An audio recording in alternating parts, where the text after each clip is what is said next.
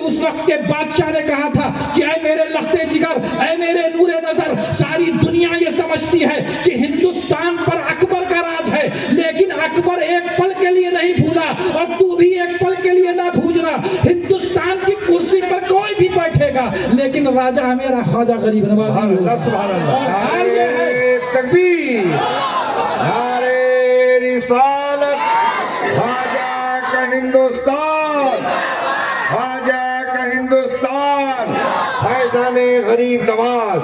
سبحان اللہ، سبحان اللہ۔ جب تو جا رہا ہے اس بارگاہ میں جب پہنچنا تو تو غلام ہے، اور تیرا باپ بھی ایک پل کے لیے نہیں بھولا۔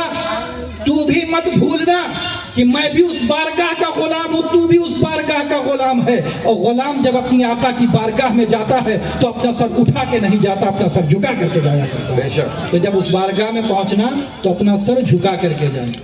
اب آپ سمجھیے کہ سلطان الہند خواجہ خواجگاں حضرت خواجہ غریب نواز رضی اللہ تعالیٰ عنہ، یہ بھی اسی اونچے میں سے ایک ہیں۔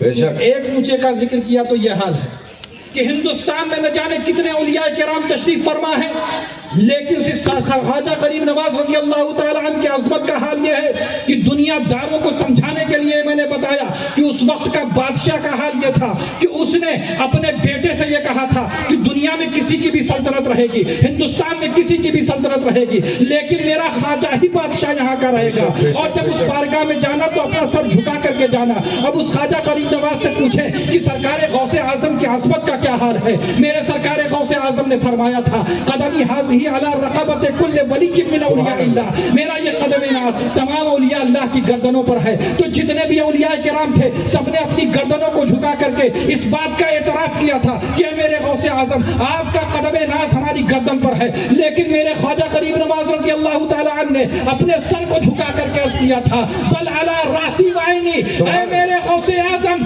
آپ کا قدم ناز صرف میری گردن پر نہیں بلکہ میری آنکھ اور میرے سر پر۔ بے شک، سبحان اللہ۔ آپ اندازہ لگائیے کہ سرکار خواجہ غریب نواز کی اپنے وقت کا بادشاہ بھکاری کا طریقے سے جائے، وہ سرکار غوث اعظم کی بارگاہ میں یہ کہتے ہیں کہ بل علی راسی وعینی۔ میں آپ کو ایک بات بتاؤں کہ یہ میرے خواجہ غریب نواز رضی اللہ تعالیٰ عنہ نے کہا تھا بل علی راسی وعینی، اور اپنے وقت کے جتنے بھی بڑی بڑی شخصیتیں تھیں کہ جب انہوں نے سنا میرے غوث اعظم کی اس قول کو تو اپنے سر کو جھکا کے عرض کیا بلکہ اس سے بھی بڑھ کر کے پہنچے۔ سرکار مفتی اعظم ہند علیہ رحمۃ اللہ نے کیا فرمایا کہ یہ دل، یہ جگر، یہ آنکھیں، یہ سر ہے، جہاں چاہو رکھو قدم غوث اعظم۔ سبحان اب اللہ۔ یہیں پہ بتانا ہے یہ کہ صرف میرے غوث اعظم نے اتنا فرمایا تھا کہ قدمی حاضی علی رقبت کل ولی من اولیاء اللہ، میرا یہ قدم ناز تمام اولیاء اللہ کی گردن پر ہے۔ اگر میرے غریب نواز صرف اس بات کو کہتے کہ ہاں جیسے سب نے اعتراف کیا تھا کہ ہاں آپ کا قدم ناز میری گردن پر ہے، لیکن فرط عقیدت میں میرے خواجہ غریب نواز نے اپنے سر کو جھکا کر کے بل علی راسی وعینی کہا۔ مصطفیٰ رضا خان علیہ الرحمت و رضوان نے اپنے سر کو جھکا کر کے یہ کہا یہ دل، یہ جگر، یہ آنکھیں، یہ سر ہے، جہاں چاہو رکھو قدم غوث اعظم۔ تو غوث اعظم کی جنہوں نے بات مانی ان کی ولایت سلامت رہی، اور جن لوگوں نے فرض عقیدت اور اظہار عقیدت میں اور بڑھ کر کے جو باتیں کہی تو میرے خواجہ غریب نواز کو ایسا عطا کیا گیا کہ صرف ان کو ولایت نہیں دی گئی بلکہ ہندوستان کا بادشاہ بنا کر کے بھیجا گیا۔ اور جب میرے مفتی اعظم ہند نے یہ بات کہی کہ یہ دل، یہ جگر، یہ آنکھیں، یہ سر ہے، جہاں چاہو رکھو قدم غوث اعظم، تو صرف انہیں مفتی نہیں رہنے دیا بلکہ مفتی اعظم۔ سبحان اللہ، سبحان اللہ۔ مفتی اعظم اسی لیے آج کونے کونے میں بڑی بڑی درسگاہوں میں مفتیان اعظام موجود ہیں، اللہ انہیں سلامت رکھا۔ اگر یہ مفتی نہ ہوتے تو گدھے اور گھوڑے کا حل چلتا، ہر آدمی اپنے من سے فتویٰ لے لیتا، جو اس کو اچھا لگتا کر لیتا یہ مفتی اعظم۔ لیکن جب میرے مفتی اعظم ہند علیہ الرحمت والرضوان نے فرد عقیدت بھی اس بات کو کہا تو ان کی ولایت تو سلامت رکھی، مفتی بھی رہنے دیا، اور مفتی ہی نہیں بلکہ مفتی اعظم بنا دیا۔ بے شک، سبحان اللہ۔ تو یہ میرے غوث اعظم کا کمال ہے کہ فرماتے ہیں کہ ما منہا شہور او دہور تمر و تنقضی الا اتانی۔ بے شک، سبحان یہ جو اللہ۔ ایام و لیالی اور یہ ساری چیزیں جو تم دیکھ رہے ہو جب تک میری بارگاہ میں آ کر کے حاضری نہیں دے دیتے گزرتے نہیں ہیں۔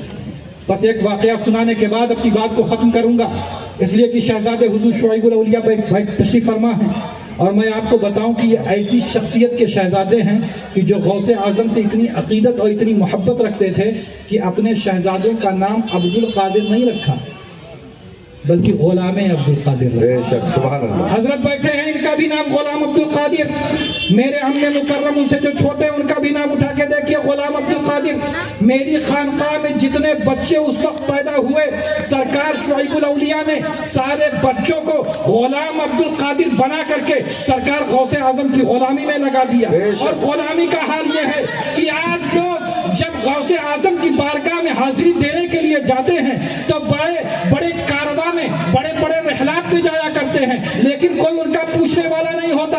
لیکن جب غلام عبد القادر بنا دیا گیا تو ان کے جب جانے کا حال یہ تھا کہ اس وقت کے صدام حسین کی جانب سے دعوت آئی تھی، اور جب سرکار حضور شعیب الاولیاء کے یہ شہزادے وہاں پر گئے تو کسی عام آدمی کے مہمان نہیں تھے بلکہ صدام حسین کے مہمان تھے، اس وقت کی حکومت کے مہمان تھے۔